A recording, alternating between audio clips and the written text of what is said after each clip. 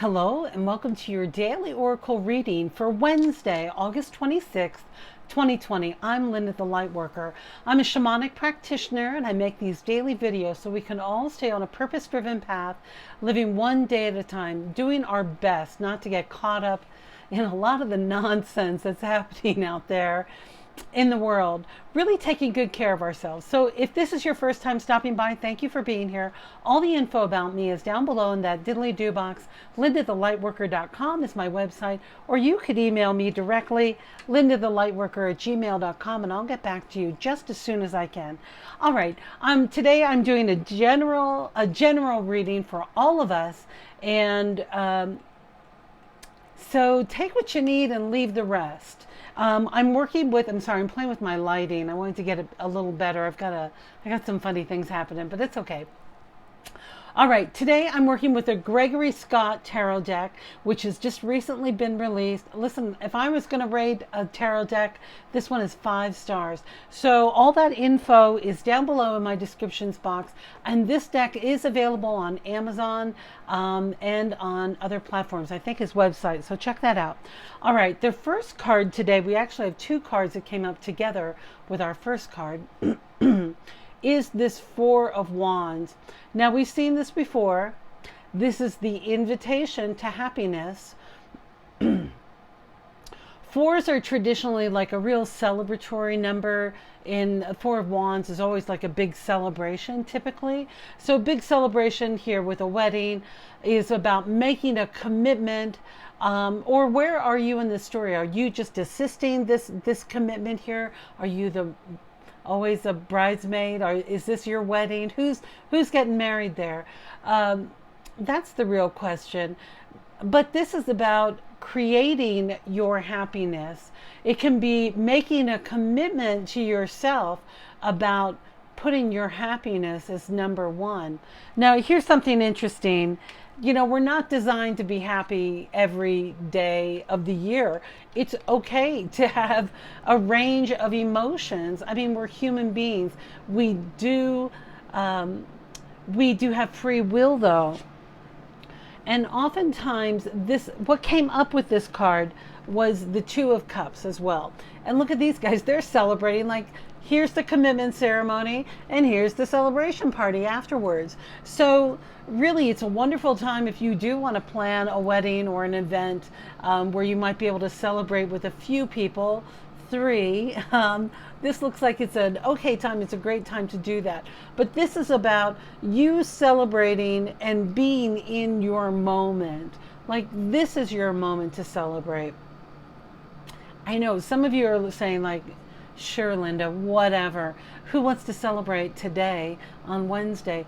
Well, listen, this commitment here is about making your happiness the priority. So that means perhaps you don't need to get a job doing something that you detest just to make a certain amount of money. Maybe it's more important to put your happiness first and make sure that you're making the choices that are ultimately for you to celebrate. And what is it, Spirit? I'm listening, and it's like I'm seeing this like plateauing, like it's about you celebrating where you are, that you've reached this level, and celebrate the hard work that's gone into it. You really have come a long way. And especially with this pandemic, you know, and the Groundhog's Day that many people are having because they're not leaving their house as often as before. They're not out on the busy bus. It might seem to take a little bit of effort. But the invitation here is, I see this as, Spirit says, when you're celebrating with the youth of others, it doesn't matter how old they are, but having that youthful spirit, the youthful attitude that, you know what, you can do it. You can pick yourself up and dust yourself off and start all over again, and that should be celebrated. Let's say you're trying to quit smoking. Okay, that's a tough one. That's a real tough one. And maybe you've made the 8th time you've set a goal, like August 20th was my quit date, and August 21st came around and you smoked a cigarette, like you went maybe 18 hours instead of 12 hours, and you're feeling crummy. Celebrate how far you came with that little commitment, and it still counts because you know you're on that path to quitting. Listen, I bring up smoking because smoking is my number one addiction. If I had addiction to anything, it's nicotine, and so I love smoking. I'm very good at it. All right, but I don't smoke anymore. All right, our second card today is this Strength card. Now, look at I hope you can really see this. At first it looks like a head of cauliflower, right? But this is actually a brain that's got a lot of activity, and it's reaching out here to this archangel, this spirit, this guide, this angelic being. And, all right. So especially in your head, there looks like a lot of chaos happening in this head.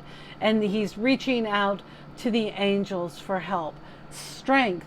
Strength comes from the unseen. Strength comes from Great Spirit. Strength comes from this unseen force to know that you are on track, that you're doing your best. It's about surrendering also.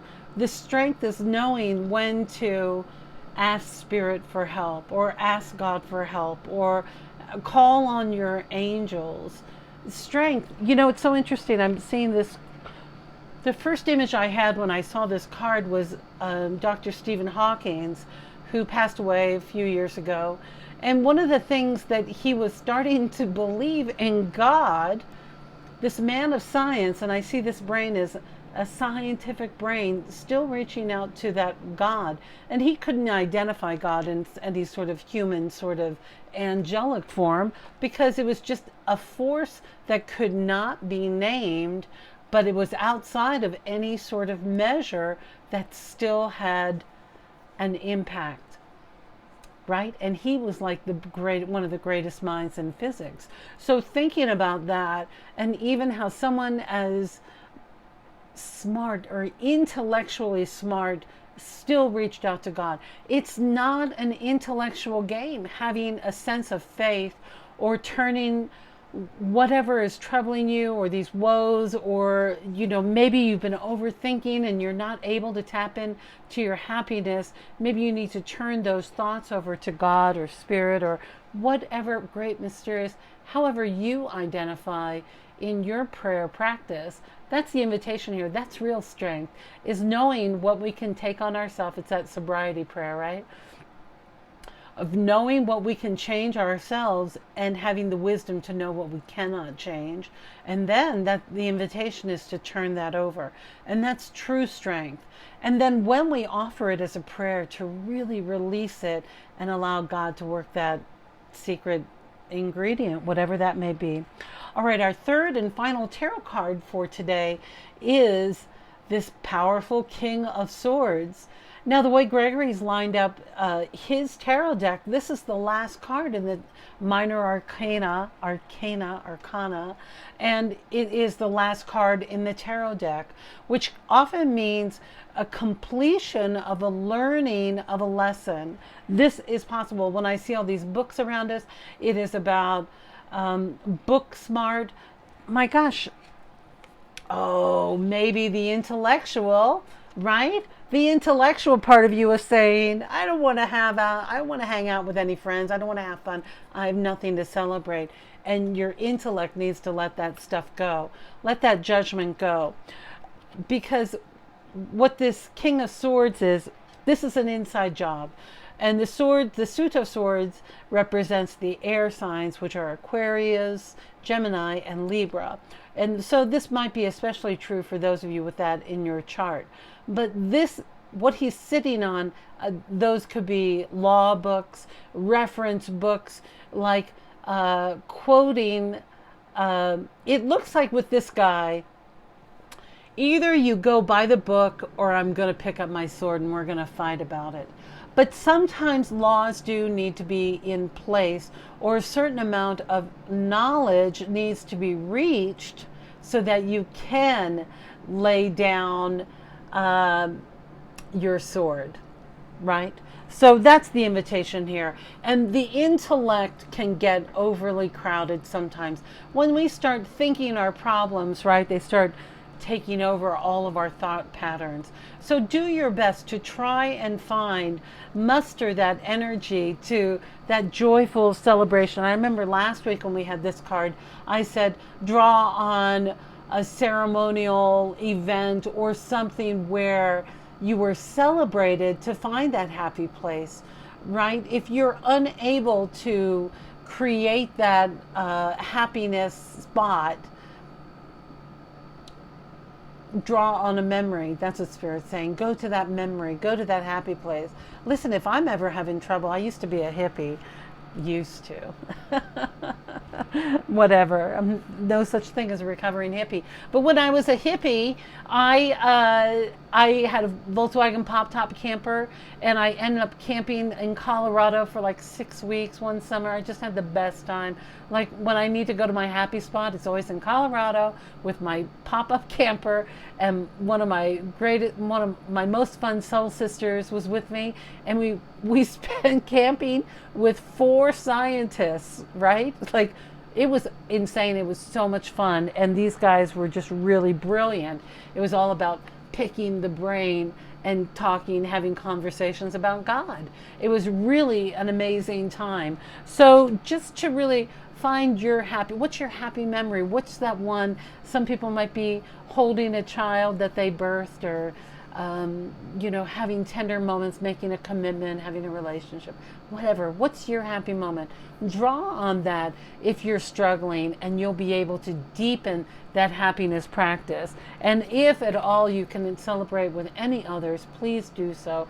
And there doesn't have to be any alcohol in your goblet if you don't want it to. It's just about being together and celebrating. All right, our final card today comes from the beautiful Colette Baron-Reid. Sorry, I just kicked the camera. The Colette Baron-Reid's Wisdom of the Oracle deck. And I love this deck too so much. So many incredible imageries that really are, you're just not getting the whole thing here, but it's working.